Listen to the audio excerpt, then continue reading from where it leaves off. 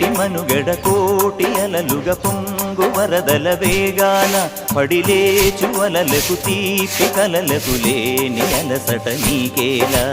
నల్ల నల్ల నీళ్లలోన ఎల్లకిల్ల పడ్డట్టున్న అల్లో మల్లో ఆకాశాన చుక్కల్లు